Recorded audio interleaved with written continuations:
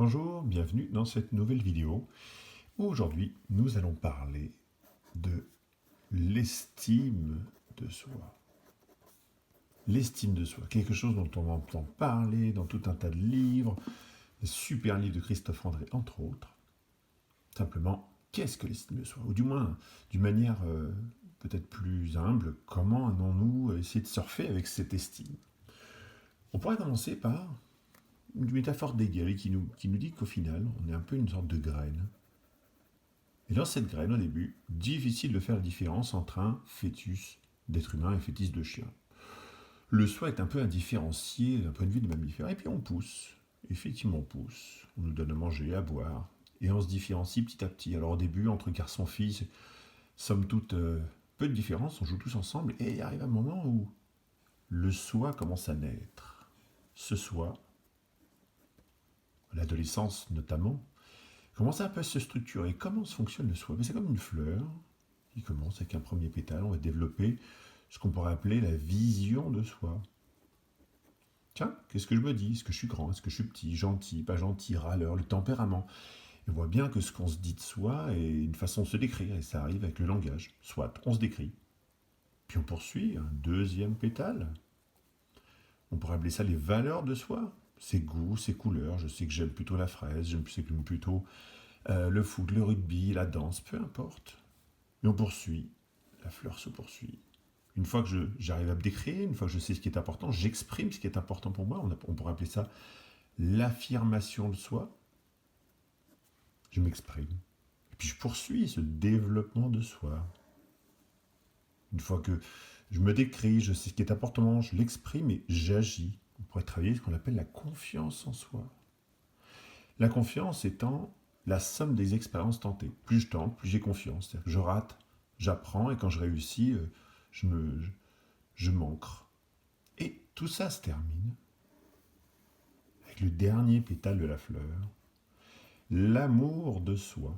Chouette. Effectivement, nos parents nous donnent à manger, à boire, nous apprennent à nous décrire, nous apprennent à identifier ce qui est important pour nous, nous apprennent à communiquer, nous apprennent à avoir confiance, et à la fin, on a une petite dose d'amour qui fait que lorsque l'on entre dans la vie de l'adulte, on a un petit peu d'amour, et ce dernier pétale, c'est celui qui va clôturer, il va faire la fleur va pouvoir s'épanouir. Ok, fermez le bal, l'estime de soi c'est ça, soit. Alors déjà, vous pourriez essayer de voir un petit peu, c'est pas une vérité, c'est plutôt vraiment une façon de voir, mais il se trouve que ça se passe pas toujours comme ça. Ah, effectivement, peut-être que parfois, tout simplement, moi si je pousse, mais qu'autour de moi, je me retrouve avec des fleurs bleues. Comment je pousse, moi? Si autour de moi, je me retrouve qu'avec des fleurs bleues. Et là, on se retrouve un peu coincé, ce qu'on appelle l'instinct grégaire, la pression sociale. Ma petite graine aurait plutôt tendance à... Ah, alors forcément, si tout le monde a un t-shirt rayé, moi j'ai un t-shirt clair, je vais avoir tendance à vouloir prendre un t-shirt rayé, ce qui est normal. Et donc, quand vraiment on est une variété de fleurs très spécifiques qu'on ne trouve pas, je sais pas, si moi je suis très grand, mais forcément autour de moi, c'est difficile, mais on aurait peut-être des fois tendance à se parer de bleu. C'est-à-dire qu'on a tendance à se caler un petit peu sur ce que les autres racontent. Tout simplement parce que, en fait, on ne retrouve pas le même modèle. Parce que l'estime se fait un petit peu en relation aux autres. Donc, premièrement, des fois, on a du mal un peu à pousser parce que la pression sociale est, avant de dire qu'elle est trop forte, elle est surtout différente parce que je me retrouve au milieu d'un groupe qui ne partage pas forcément les mêmes goûts. Donc déjà, ça va être important de se dire, mais tiens, dans quel environnement je vis? Et bien évidemment, alors là, si je me retrouve avec des fleurs noires, des fleurs pas cool, avec des influences pas cool, qui auraient plutôt tendance à me donner une façon de me percevoir totalement néfaste. Effectivement, on peut jardiner ce qu'on appelle une fleur noire, une graine qui pousse et qui va jardiner surtout du non-soi. La fleur bleue, c'était du non-soi, soit, mais quelque part, on se retrouve en lien avec les autres, et à bout d'un moment, il y a ce qu'on pourrait appeler le harcèlement. À partir du moment où je me juge et on me juge, je jardine un autre pétale. Et à partir du moment où il va y avoir des comparaisons. Alors, soit je fais des comparaisons honnêtes, c'est-à-dire j'apprends à identifier que moi je suis une fleur rouge, mais j'essaie de trouver d'autres fleurs rouges avec lesquelles je vais pouvoir me comparer. Je prends un modèle, je prends un exemple personnel. Moi je suis grand. Si je prends des amis qui sont grands comme moi en activité physique, on va avoir des points de comparaison similaires. Sauf que des fois on fait des comparaisons malhonnêtes. C'est que je me compare par rapport à des modèles qui ne sont pas forcément les miens, les bleus, les rouges, les verts, les jaunes. Et là, si je vois arriver à un collègue, je ne sais pas, arriver en Porsche, peut-être je vais me juger, je vais me dire, bah là, moi je suis moins bien parce que je me compare à des modèles qui ne sont pas les miens. Je ne me compare pas par rapport à mes valeurs, je me compare par rapport aux valeurs des autres. Et donc on fait ce qu'on appelle les comparaisons malhonnêtes. Si je me juge, si je me compare malhonnêtement, bah forcément, d'un point de vue communication, je vais rester plus ou moins passif. Je ne vais pas m'exprimer ou d'une manière inadaptée. Je ne m'affirme pas. Et si on poursuit, et vous voyez bien que les influences des fleurs noires, c'est complexe, parce que c'est ce qu'on me dit, mais c'est ce que je fais aussi. Je me juge, je me compare, je me tais, mais on peut me faire taire, me comparer et me juger. Mais à partir du moment où je n'agis pas, bah forcément ma confiance, elle ne m'augmente pas. Mais en même temps, je n'agis pas parce que je me juge, je me dis que je suis nul. Je me dis, je regarde, les autres sont mieux que moi, et je me tais. Donc je ne jardine pas ma confiance. Et au final, comment voulez-vous jardiner l'amour? Ben effectivement, on fait du non-amour. Et ce dernier pétale, ben lui, c'est celui qui va faire rabourir la fleur. Et donc, dans cette métaphore, on pourrait tout à fait penser que ah, qu'est-ce qu'on arrose? Et ou apprendre à identifier ce que les autres arrosent chez nous. Donc, il pourrait y avoir deux processus. Déjà, apprendre à identifier ce qui est important pour soi, la façon de se décrire, identifier ses coups, ses goûts, identifier sa façon de s'affirmer et agir et développer l'amour de soi. Souvent, quand on fait de la psychologie positive, où on travaille sur la compassion, le juge est le principal frein. Mais effectivement, il faut avoir un peu tous ces pétales avant. Comment fait-on? Parce qu'on va dire, bah, tiens, je veux être moi, moi, moi, moi, moi. Mais vous voyez bien, si cette pression, cet instinct grégaire, qui fait que si je suis un rouge au milieu de tout un tas d'autres couleurs, je risque le rejet. Et là, angoisse d'abandon. Donc, comment on fait?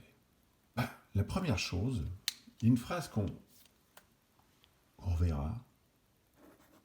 On essaie d'appliquer une phrase latine, primum non nocere. En premier lieu, ne pas nuire. En premier lieu, je vais essayer d'avoir une attitude vis-à-vis de moi, vis-à-vis de ma fleur, qui ne soit pas nuisible. C'est-à-dire, arrêter de mettre du désherbant. Donc ça peut être se conduire d'une manière inappropriée par rapport à soi. Je ne mange pas, je travaille trop, je ne prends pas de vacances, je ne me repose pas, je me juge, je me compare, je n'agis pas, je ne me donne pas la confiance ni de l'amour. C'est une forme de désherbant. Ça, c'est déjà la première chose. Mais après, la deuxième chose, est-ce que je peux m'empêcher de me comparer? Non, il y a une partie de mon cerveau qui se compare. Soit. Donc si je commence par identifier vraiment ce qui est important pour moi, ça c'est un travail. Alors c'est le travail de la psychothérapie, mais c'est aussi un travail de tous les jours. Chaque jour, je vais essayer de faire attention à ne pas me juger, attention aux comparaisons malhonnêtes. Donc déjà, quand j'aurai arrêté de me nuire, déjà la fleur elle va pousser toute seule. Vous voyez, un arbre, quand un arbre pousse, il ne se pose pas la question, lui il pousse. Il fait du soi. À tout moment, il cherche la lumière. Donc on pourrait dire, à partir du moment où j'arrête de me nuire, mon corps, mon être va chercher la lumière. Oui, bah, il va chercher aussi la lumière des autres. Donc ce qui est important, c'est, oui, on a besoin de correspondre aux désirs des autres. Donc des fois, on va mettre un peu de bleu dans nos goûts, nos couleurs. Si moi je me retrouve, j'aime bien le rugby, je me retrouve qu'avec des amis qui aiment le foot, bah, je vais avoir tendance à... Sauf que ça ne va pas remettre en question mon essence. Ça remet la façon dont peut-être j'enveloppe, mais ça n'enlève pas ce qu'il y a au fond. Donc l'idée, c'est de faire un équilibre entre ce qu'on pourrait appeler l'instinct de survie. Je vis à tout moment et je cultive la vie. Et puis, ce qu'on pourrait appeler cet autre instinct, après l'instinct grégaire. L'instinct grégaire, forcément, c'est comme pourquoi c'est important pour moi d'appartenir à un groupe. Et donc, voilà un petit peu la façon dont on pourrait avoir l'estime de soi dans cette complexité, avec premièrement, traquer toutes les attitudes qui sont nuisibles à notre soi. Et après, effectivement, apprendre à faire un équilibre entre apprendre à identifier ce qui est important pour soi, apprendre à se décrire, apprendre à identifier ses valeurs, apprendre à s'affirmer, à agir et à se donner de l'amour. Toutes les petites choses que vous pouvez retrouver dans tout un tas de livres. Et aussi apprendre aussi à identifier la relation qu'on pourrait avoir aux autres. Identifier les personnes toxiques ou les noirs, c'est important de les identifier. D'apprendre à identifier que simplement on ne se sent pas forcément bien parce qu'on a des gens qui n'ont pas les mêmes goûts, les mêmes couleurs. On est tous différents. Donc je pourrais faire autant de couleurs qu'il pourrait y avoir dans mon carnet de crayons de couleurs, mais je vous laisse imaginer. Ainsi, je vous laisse avec cet exercice, somme toute, peut-être très simple, mais tellement compliqué tous les jours. Attachez-vous à ne pas vous nuire. Et tous les jours, peut-être pourriez-vous apprendre à simplement vous décrire, à identifier ce qui compte pour vous et faire grandir cette fleur. Voilà. Cultivez bien. Et comme on dirait Victor Hugo, il n'y a pas de mauvaises plantes, il y a que des mauvais cultivateurs. Ou, comme dirait Ralph Waldo Emerson, il n'y a pas de mauvaises plantes, il y a que des plantes auxquelles on n'a pas encore trouvé de vertu. Bonne découverte et bonne estime.